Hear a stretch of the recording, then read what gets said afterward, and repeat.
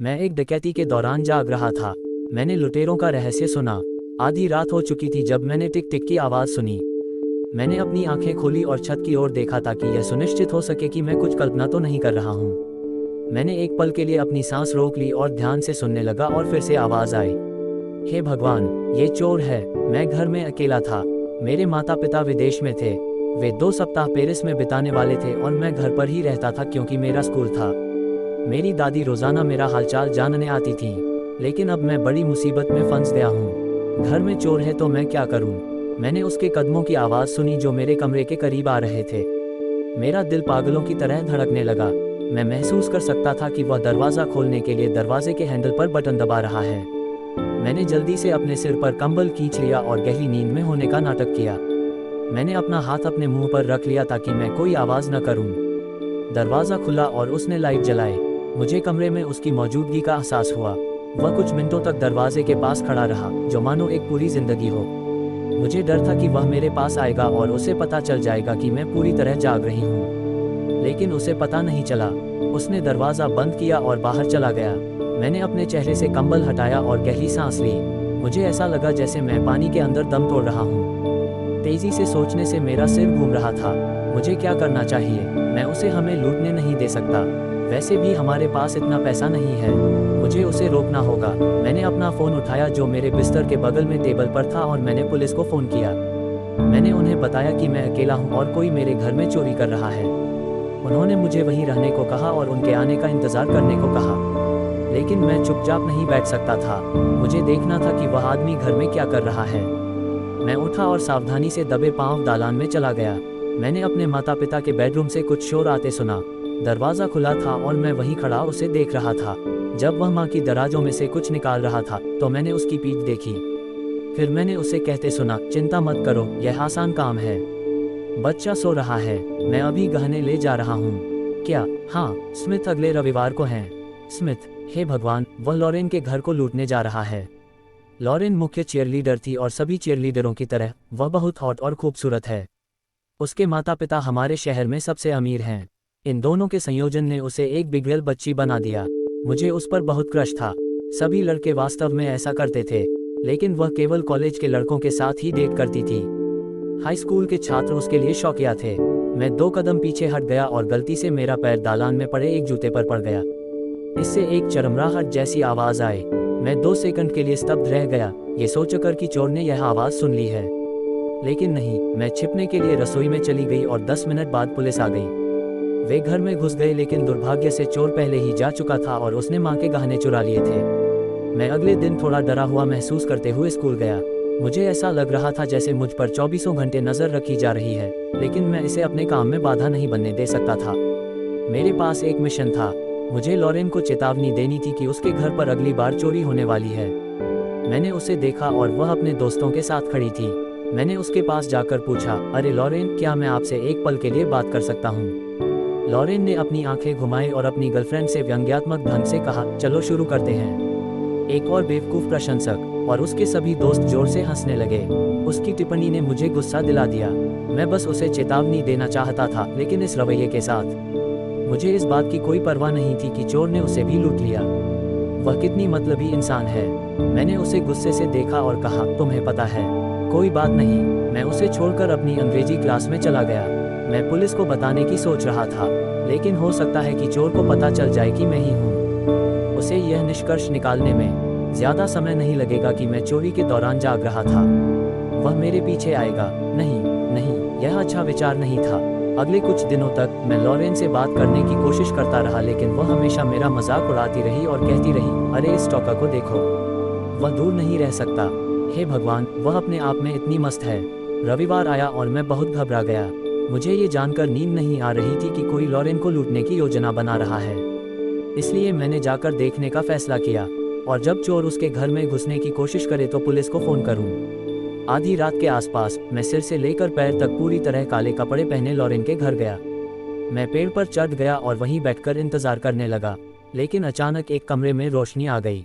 मैंने ध्यान से देखा, ये लॉरेन थी। वह अपने पजामा पहने हुए बाथरूम से बाहर जा रही थी।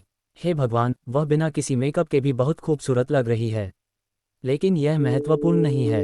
चोर किसी भी क्षण आ सकता है और अगर उसे पता चलता है कि वह अभी भी जाग रही है तो वह उसे नुकसान पहुंचा सकता है।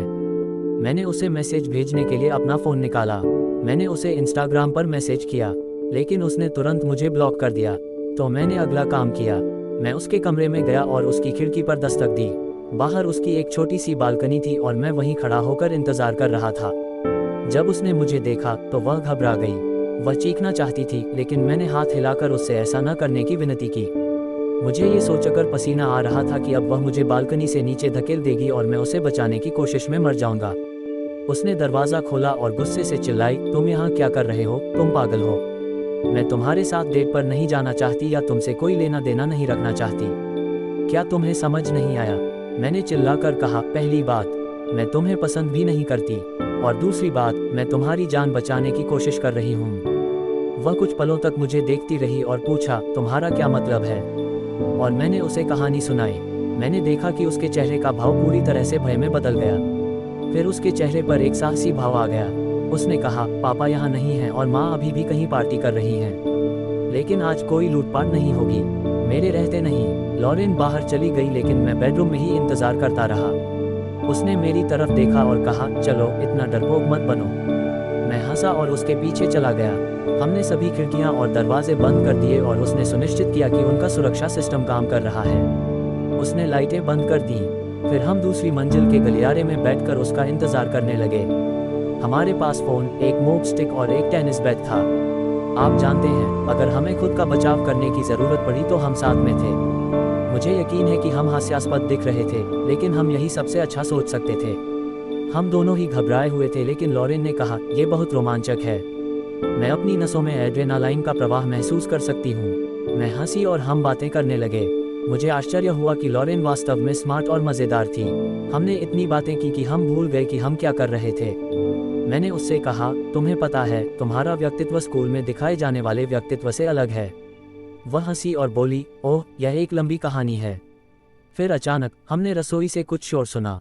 लॉरेन फुसफुसाए, ओह नहीं, वे रसोई के पिछले दरवाजे से अंदर आए होंगे। हम वहाँ खड़े खड़े बेचैन हो रहे थे। हमारे दिल इतनी जोर से धड़क रहे थे कि मुझे लगा कि वे हमारी छाती से बाहर निकल जाएंगे। हमने कुछ कदमों की आवाज़ और दो टिक टिक की आवाज़ें सुनी।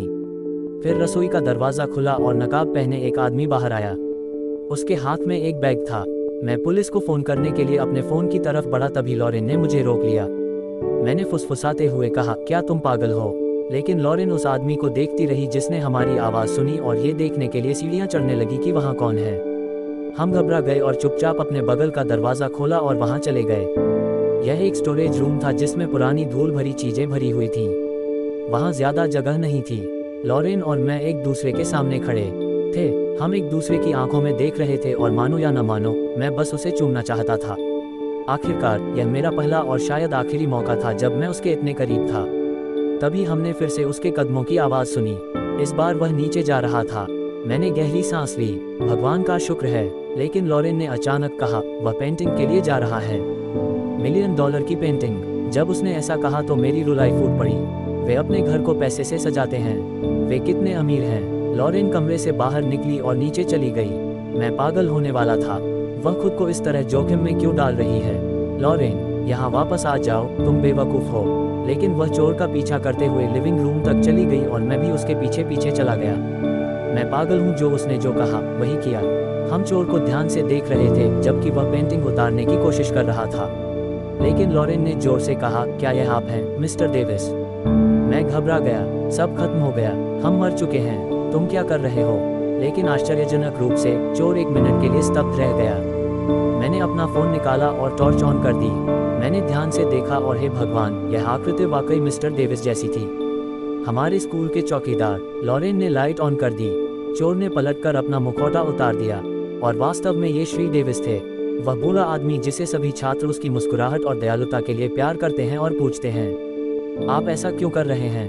लॉरेन ने पूछा। श्री डेविस रोने लगे। वह कांप रहा था और बोला, मुझे अपनी बेटी की सर्जरी के लिए पैसे चाहिए, उसे कैंसर है। फिर उसने समझाया कि इलाज का खर्च इतना महंगा है कि उसका परिवार उसे वहन नहीं कर सकता।